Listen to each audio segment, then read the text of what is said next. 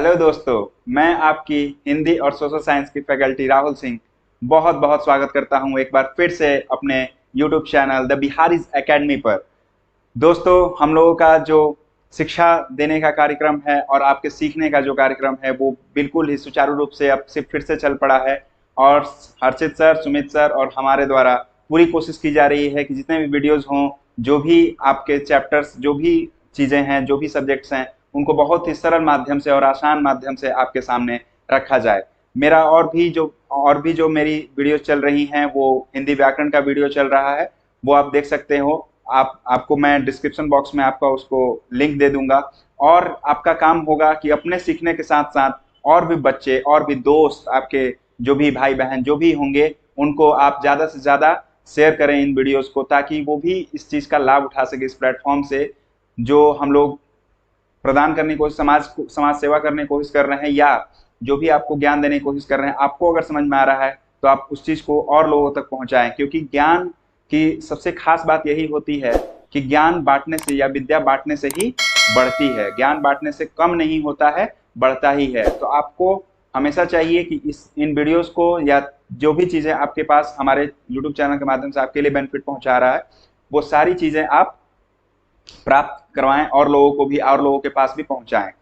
तो चलिए, मैं ज्यादा कुछ अभी बोलने के मूड में नहीं हूं, क्योंकि आज का टॉपिक बहुत जबरदस्त होने जा रहा है हम लोगों का। आपके सामने स्क्रीन के सामने होगा समाजवाद और साम्यवाद। ये बिहार बोर्ड के हिस्ट्री का दूसरा चैप्टर होगा। बिहार बोर्ड के हिस्ट्री का दूसरा चैप्टर होगा। ये जो चैप्टर है ये बहुत ही बोरिंग टाइप से, मतलब कि चैप्टर बोला जाता है, लेकिन मैं इसको बहुत ही मजेदार तरीके से बताने वाला हूं। और समाजवाद और साम्यवाद का जो रोल रहा है, या आज भी जो समाजवाद और साम्यवाद का जो रोल है, उसको मैं बताने की कोशिश करूंगा। उसके साथ साथ हम लोग जो इस चैप्टर में आज के लेक्चर में जो पढ़ने वाले हैं, वो समाजवाद की उत्पत्ति कैसे हुई है, क्यों हुई, और समाजवाद के सबसे पहले जो प्रणेता थे, या मतलब कि नेता थे, या उसके विचारक थे, उनके बारे में हम लोग थोड़ा सा जानने की कोशिश करेंगे।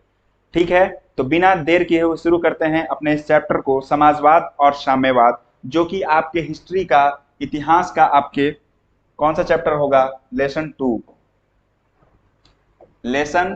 2 आपके इतिहास का ये चैप्टर होगा। ठीक है, और इसमें मैंने पहले ही बता दिया कि समाजवाद और साम्यवाद के बारे में और उनके विचारकों के बारे में और बहुत सारे मजेदार टॉपिक्स इस चैप्टर के माध्यम से हम लोग पढ़ने की कोशिश करेंगे।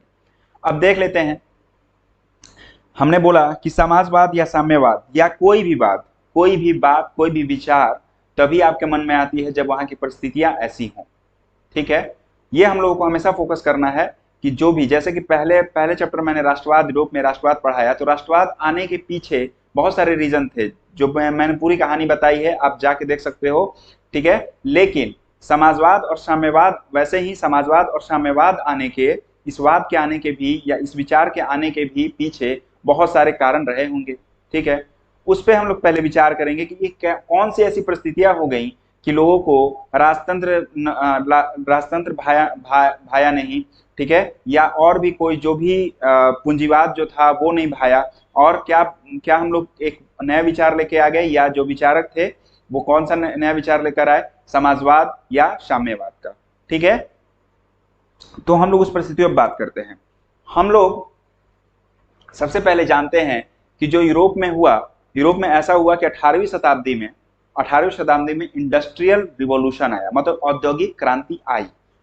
औद्योगिक क्रांति आई, ठीक है, औद्योगिक क्रांति आई तो बहुत अच्छी चीज थी। कोई भी इन्वेंशन जब होता है, कोई भी खोज होता है, तो वो क्या है? अच्छी चीज है समाज के लिए। लेकिन कुछ ना कुछ उसके साथ क्या आती हैं? विपदाएं आती हैं। बस उन्हीं विपदाओं में से एक था कि जब औद्योगिक क्रांति आई, तो भाई औद्योगिक क्रांति आई तो मशीनीकरण हुआ। मशीनीकरण हुआ, जब मशीन आने लगे नए नए, तो उसके जगह पे जो श्रमिक काम कर रहे थे उसके पहले उन फैक्ट्रीज में, ठीक है, तो वो उनका क्या होने लगा? शोषण होने लगा। क्योंकि मशीन जो आदमी का काम करने लगा, तो वो आदमी क्या हो गए? बेरोजगार हो गए। और उनका जो भाव है, या उनका जो प्राइस है, जो उनका वेज है, मतलब कि एक तरह से जो उनका मेहनताना मिलना चाहिए था, जो वेतन मिलना चाहिए था, वो क्या होने लगेगा? कम होने लगेगा। उनकी वैल्यू जो है, उनकी लाइफ की वैल्यू, चाहे उनके स्किल्स की वैल्यू क्या होगी? वो खत्म होने लगेगी। मजदूरों की, खास करके श्रमिकों की, मजदूरों की जो जरूरत पड़ती थी कारखानों में, वो तो मशीन अब काम करने लगे, तो उनका क्या होने लगेगा, शोषण होने लगेगा। अब इस शोषण के खिलाफ कुछ लोगों ने इनकी आवाज उठाई, इनके इनके लिए आवाज उठाई, किनके लिए, श्रमिकों के लिए आवाज उठाई।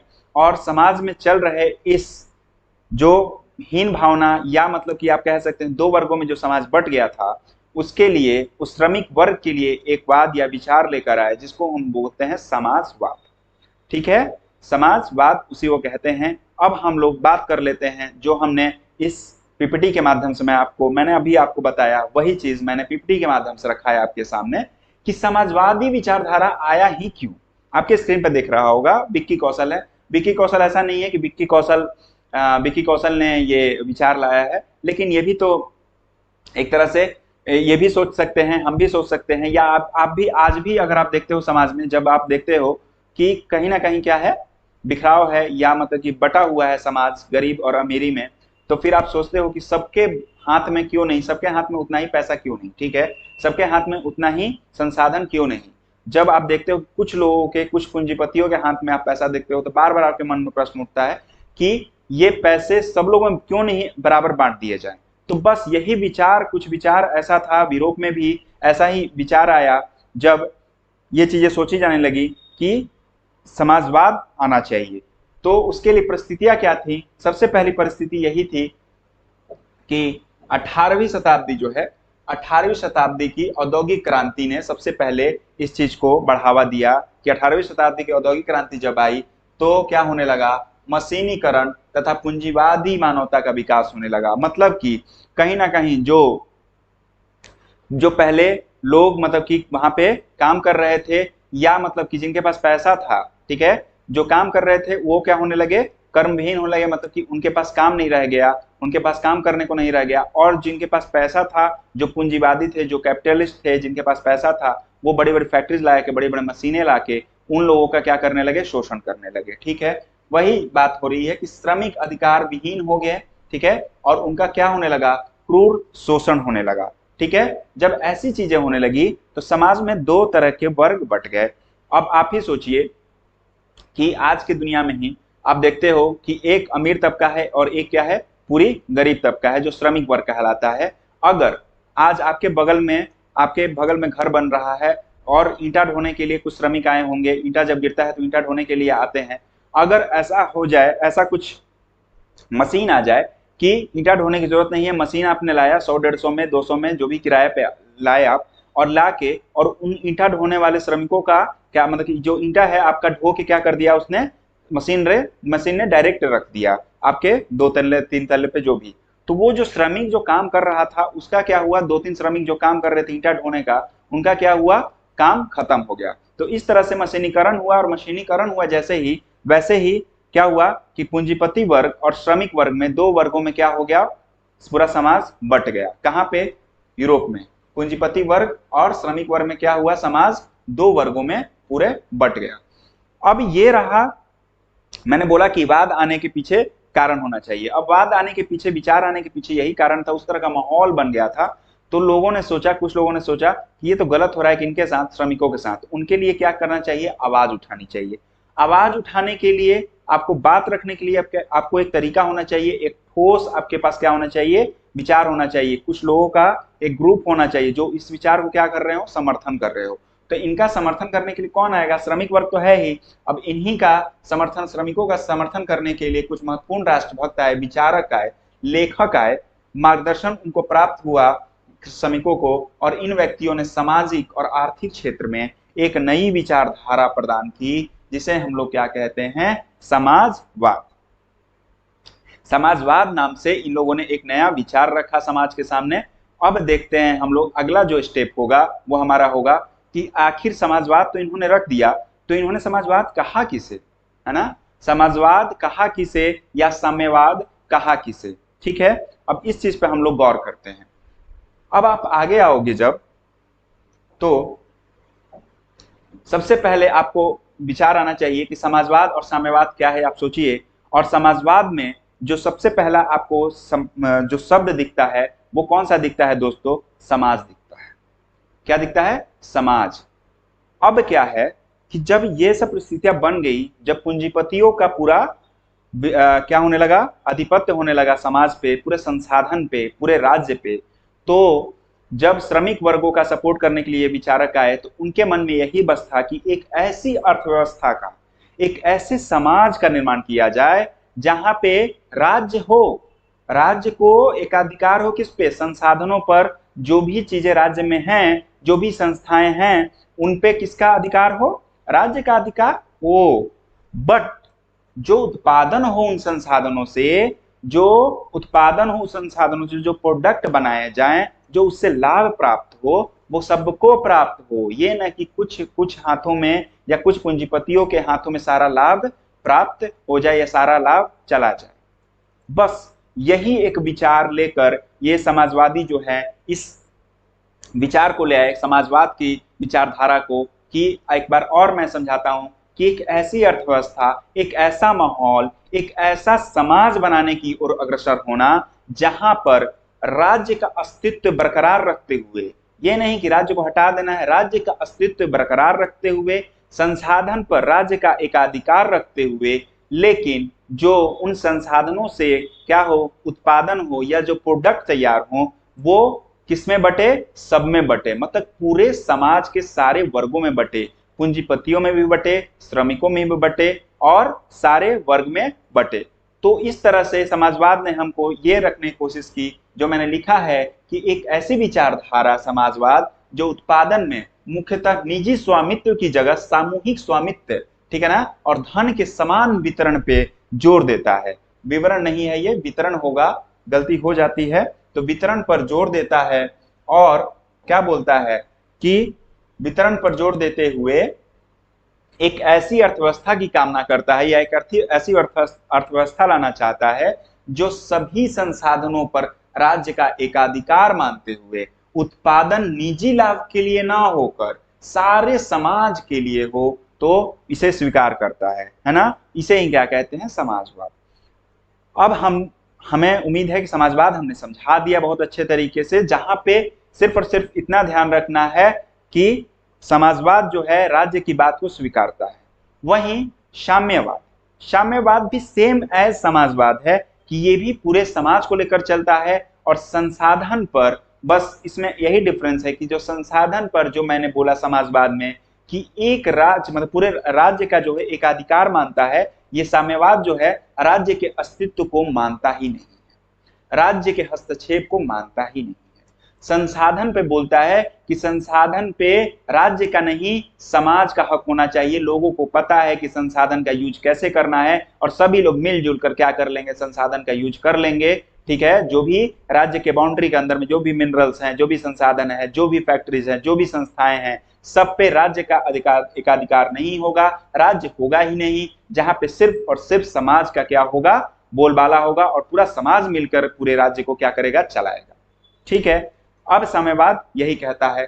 तो साम्यवाद को जान लेते हैं कि साम्यवाद एक ऐसी विचारधारा है जो शोषण मुक्त समाज की स्थापना बिना राज्य के हस्तक्षेप के करना चाहता है और सारे संसाधन पर समाज का अधिकार मानते हुए समानता लाना चाहता है। दोनों का एक ही भाव है, पहुंचना चाहते हैं सभी, मतलब दोनों एक ही जगह की समानता आ जाए, समाज में समानता आ जाए। जो पूंजीवाद का एक माहौल बना हुआ है, पूंजीवाद का भूत चढ़ा हुआ है, या कुछ निजी लोगों के हाथों में जो संसाधन चले गए हैं उनसे निकालकर कहीं ना कहीं समाज में, पूरे समाज का कल्याण हो, बस इसी चीज के लिए ये लड़ रहा है। कौन सा, समाजवाद और साम्यवाद, और जो इसके विचारक हैं, बस इतना ही समझाने की कोशिश कर रहे हैं, ठीक है। अब इसको समझाने में आपको आगे अगर बहुत ज्यादा मन होता है तो आप इसमें डिफरेंस देख सकते हैं। समाजवाद और साम्यवाद में मैंने अभी ऑलरेडी बताया कि दोनों का मेन बात एक ही है, लेकिन बस एक ही डिफरेंस है कि समाजवाद राज्य के अस्तित्व को मानता है और साम्यवाद राज्य के अस्तित्व को मानता ही नहीं है, ठीक है। इतना ही ध्यान देना है। अब बात होती है कि जब समाजवाद आया तो कुछ विचारक जो आए, वो शुरू में जो प्रारंभिक विचारक थे वो कुछ विचारक होंगे और कुछ विचारक बाद में आए। जो प्रारंभिक विचारक थे, दो तरह के विचारक हुए। मार्क्स से, देखो, मार्क्स से पूर्व का समाजवाद और मार्क्स के पश्चात समाजवाद, ठीक है। अब देखो बात मार्क्स पे क्यों आ जाती है, क्योंकि समाजवाद के सबसे बड़े प्रणेता जो हैं, इस चैप्टर में आपको आगे मिलेगा, जब मैं अगली क्लास लूंगा तो मार्क्स पे ही लूंगा, लेकिन अभी बता दूं मैं कि जब समाजवाद का नाम आता है उसके पूरक या मतलब संपूरक कह सकते हैं, या दूसरा नाम, समाजवाद का दूसरा नाम जो होता है वो कौन है? कार्ल मार्क्स है। और इसीलिए यहाँ पे ऐतिहासिक दृष्टि से भी जब आधुनिक समाज का विभाजन दो चरणों में हुआ तो मार्क्स से पूर्व का समाजवाद कहा गया और मार्क्स से पश्चात का समाजवाद, जिसमें कि उसको यूटोपियन समाजवाद भी कह सकते हैं। मार्क्स से पूर्व का समाजवाद जो है वो यूटोपियन समाजवाद है और दूसरा जो है वैज्ञानिक समाजवाद है, वैज्ञानिक मतलब कि मार्क्स के पश्चात का समाजवाद। अब देखिए बात यही होती है कि जो हम लोग आज बात करनी है वो इसके बारे में बात करनी है, मार्क्स से पूर्व का समाजवाद कैसा रहा, यूटोपियन समाजवाद क्या है ना। सबसे मन में आता होगा यूटोपियन क्या है भाई, तो आप देखिए इंग्लिश शब्द है यूटोपियन, और यूटोपियन का अर्थ क्या होता है? यूटोपियन का अर्थ होता है आदर्शवाद। क्या होता है? आदर्शवाद। देखिए यूटोपियन समाजवाद, यूटोपियन का अर्थ होता है आदर्शवादी या स्वप्नदर्शी या आदर्शवाद, ठीक है ना। इसका मतलब क्या हुआ? इसका मतलब ये हुआ कि जो आज हम लोग बात करते हैं ना, जब मर्यादा पुरुषोत्तम राम थे हमारे यहाँ भारत में, तो क्या कौन सा राज्य चल रहा था? राम राज्य चल रहा था। राम राज्य में सभी लोग खुशहाल थे, सभी लोग बराबर के हकदार थे, सभी लोगों को क्या था? बराबरी का हक था, सभी लोगों को बोलने का हक था, मतलब सारे अधिकार थे, है ना। उसके साथ साथ कर्तव्य भी था। लेकिन यही बात होती है, यूटोपियन समाजवाद की बात करनी है हम लोग को, तो यूटोपियन समाजवाद भी सेम एज राम राज्य, जहां पे वो लोग सपने देखते हैं, ऐसा सपना देखते हैं कि एक ऐसा समाज बन जाएगा जहां पर कि शोषण मुक्त समाज खत्म हो जाएगा, कोई किसी का शोषण नहीं करेगा, कोई किसी पे दबाव नहीं बनाएगा, सभी लोग मिलजुल कर रहेंगे, सारे लोग मिलजुल कर संसाधनों का इस्तेमाल करेंगे। बस यूटोपियन समाजवादी यही कहते हैं कि हम एक स्वप्न देखें, हम एक आदर्श समाज का निर्माण करना चाहते हैं जहां पर कि सारा कुछ क्या होगा? बिल्कुल सारे लोगों के हाथ में, मतलब पूरा जो संसाधन पर नियंत्रण होगा वो सारे लोगों का होगा, मतलब कि पूरे समाज का होगा, चाहे वो श्रमिक हो, चाहे पूंजीपति वर्ग हो, चाहे कोई वर्ग हो, ठीक है। किसी वर्ग को वो लोग मानते ही नहीं है। तो इसी चीज पे यूटोपियन समाजवादियों का बात आता है कि सबसे पहले जो यूटोपियन समाजवादी थे जिन्होंने इस आदर्शवादी विचारधारा को रखा, स्वप्नदर्शी विचारधारा को रखा, उनका नाम है, फ्रांसीसी विचारक हैं सेंट साइमन। क्या नाम है भाई? Saint Simon. सेंट साइमन इनका नाम है। और सेंट साइमन साहब का विचार एकदम सेम एज यूटोपियन, मतलब क्योंकि प्रथम मतलब सेम एज स्वप्नदर्शी, मतलब कि आदर्शवादी लोगों की तरह है। वो बोलते हैं, सेंट साइमन जी के विचार ये हैं कि इनका मानना है कि सारा समाज एक दूसरे का शोषण, समान नहीं बल्कि सारा समाज होगा यहाँ पे, सारा समाज एक दूसरे का शोषण करने के बजाय मिलजुल कर रहा है, ठीक है। ये क्या पॉसिबल है? क्या ऐसा पॉसिबल है ही नहीं। आप कितना भी कर लो, ये सच्चाई है, मैं तोड़ना नहीं चाहता हूं, किसी के विचार को तोड़ना अच्छी बात नहीं, क्योंकि उनका भी जो उस समय माहौल चल रहा था उनके अनुसार उनको घिन हो गई होगी पूंजीपतियों से, तो उन्होंने बोला होगा कि एक ऐसा समाज बना दिया जाए जहां पर कि सभी लोग मिलजुल कर रहे हैं। तो ऐसा लेकिन पॉसिबल नहीं है। ये स्वप्नदर्शी इसीलिए कहलाते हैं क्योंकि आप स्वप्न देख सकते हैं, आप मीठे मीठे स्वप्न देख सकते हैं। बाकी संघर्ष की जिंदगी आपको भी पता है कि सुबह उठते हैं आप और उसके बाद संघर्ष, दो दो रोटी के लिए संघर्ष सभी लोग कर रहे हैं, है ना। कोई ऐसा नहीं है जो पूंजीपति हैं वो अपना संघर्ष कर रहे हैं अपने, मतलब कि अब $50 करोड़ डॉलर है उनके पास, तो उसको $51 करोड़ बनाने में लगे हुए हैं। और जो बेचारे गरीब हैं वो डेली के डेली संघर्ष कर रहे हैं, दो नमक मतलब कि नमक तेल रोटी 2 टाइम मिल जाए, तो उसके लिए संघर्ष जारी है। तो वही बोलते हैं, उन्होंने घोषित किया, उन्होंने बोला कि प्रत्येक को उसकी क्षमता के अनुसार तथा प्रत्येक को उसके कार्य के अनुसार क्या मिले भाई? वेतन मिले, ठीक है, काम मिले, ठीक है। क्षमता के अनुसार मिल जाए, कार्य के अनुसार मिल जाए, इतना जो स्वप्नदर्शी होना भी अच्छी बात नहीं है। अब इसी स्वप्नदर्शिता को आगे बढ़ाते हुए दूसरे महत्वपूर्ण यूरोपियन विचारक आते हैं, चार्ल्स फैरियर। चार्ल्स फैरियर का भी इसी तरह का विचार था, जैसा विचार था किसका दोस्तों? उनका, सेंट साइमन का। अब सेंट साइमन का विचार भी इसी तरह का है जैसा चार्ल्स फैरियर का है, ठीक है। और उसके बाद तीसरे अपने यूटोपियन विचारक आते हैं जो आपके चैप्टर में दिया होगा, उनका नाम है लुई ब्ला। लुई ब्ला। अब लुई ब्ला जो है एकमात्र ऐसे विचारक, यूटोपियन विचारक जो कि राजनीति में भी भाग ले रहे हैं, राजनीति में भी पार्टिसिपेट कर रहे हैं, मतलब पॉलिटिक्स में जा रहे हैं। पॉलिटिक्स में जाने का मतलब कि आप समाज से जुड़े हुए हैं, बिल्कुल आप कमरे में बंद होकर आप एक स्वप्नदर्शी सपना नहीं देख रहे हैं, आप स्वप्नदर्शी नहीं हैं, आप कहीं ना कहीं व्यवहारिक चीजों को देख रहे हैं कि किस तरह से जो राजनेता हैं क्या कर रहे हैं, समाज को बांट रहे हैं या समाज में खेल खेल रहे हैं। तो उनका विचार था कि पहले क्या होना चाहिए कि राजनीतिक सुधार होना चाहिए, आर्थिक सुधार तो बाद में होता रहेगा, राजनीतिक सुधार तो पहले कर लीजिए। मतलब जो नेताओं के विचार हैं, अगर नेता अगर समझ गए कि समाजवाद लाना है, अगर पूरा राज्य मान गया, तो फिर पूंजीपतियों का या पूंजीवाद का कोई अस्तित्व नहीं रह जाएगा। अब जो है लास्ट विचारक जो है बहुत ही इंप्रेसिव विचारक यूरोपियन समाजवादी में ही सबसे महत्वपूर्ण, क्योंकि आपको सबसे बड़ी बात है जिंदगी में भी आपके साथ चलता रहता है कि आप जो बोलते हैं ना, आप जो बोलते हैं दूसरों के लिए, वो आप पहले करके दिखाइए, ठीक है, वो आप पहले करके दिखाइए, तब लोग क्या करेंगे, आपको मानेंगे कि हाँ आपने जो आप जो बोल रहे थे ना वो सच में हो सकता है। तो इन्होंने ये करके दिखाया, ये यूरोपियन चिंतक ही थे लेकिन ब्रिटिश उद्योगपति थे और इनका नाम है रॉबर्ट ओवन। रॉबर्ट ओवन, ये रॉबर्ट ओवन साहब क्या करते हैं, इनका फिगर दिख रहा होगा आपको, ठीक है, रॉबर्ट ओवन साहब ये करते हैं, ये कहते हैं कि ठीक है, अभी तक लोग बोल रहे थे ना यूटोपियन, हम लोग तो आप लोग बोल रहे हैं कि भैया आप लोग स्वप्नदर्शी हैं, मैं करके दिखाता हूं, उद्योगपति तो मैं भी हूं। अब मैं क्या करता हूं कि श्रमिकों को इतने अच्छे फैसिलिटीज दूंगा, मैं जो लेबर्स हैं, मैं मशीन नहीं लाऊंगा, लेबर्स को ही इतना अच्छा सैलरी दूंगा, इतना अच्छी फैसिलिटी दूंगा, इतना खुश रखूंगा कि उनकी उत्पादकता जो है, आप देखिएगा अपनी जिंदगी में देखिएगा कि जब भी आप खुश रहेंगे ना, जिस दिन आप खुश रहेंगे, आपकी जो प्रोडक्शन जो पावर है, चाहे जो एनर्जी है, चाहे किसी भी काम को आप करते हैं तो वो उस समय आप इंजॉय करते हैं उस दिन को, ठीक है।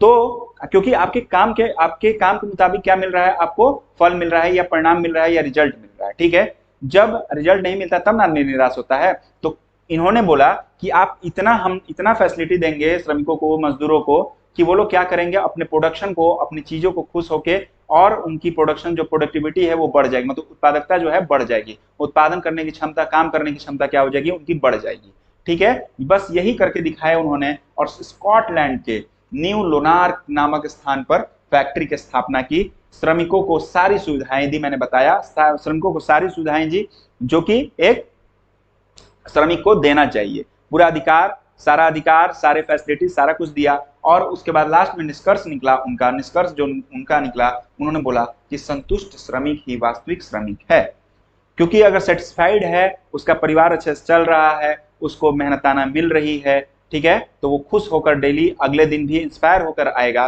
कि मुझे क्या होना है, और ज्यादा काम करना है, और अच्छे से काम करना है, ताकि बॉस जो है, चाहे जो मालिक हैं, वो क्या हो जाए, खुश हो जाए, और मुझे क्या मिले, और बढ़िया सा मेहनताना मिले या वेतन मिले, ठीक है।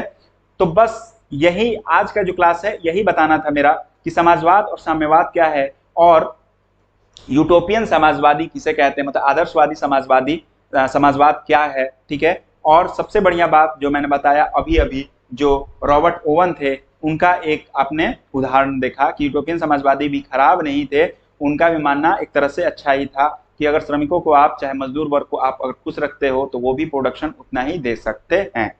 तो इस तरह से अब हम लोग अगले क्लास में जब मिलेंगे तो कार्ल मार्क्स के बारे में बातें करेंगे। उसके अलावा जो चैप्टर्स में आपके बहुत अच्छी चीजें आने वाली हैं, चाहे वो बोल्शेविक क्रांति हो, चाहे वो लेनिन वाली जो क्रांति हो, चाहे मतलब कि स्टालिन को पढ़ना है, तो वो सब सारी चीजें हम लोग अगले क्लासेस में पढ़ेंगे, नेक्स्ट क्लासेस में पढ़ेंगे। तब तक के लिए आप खूब देखिए, इस वीडियो को देखिए, खुश रहिए और अपनी जिंदगी में खूब आगे बढ़िए। तब तक के लिए बाय।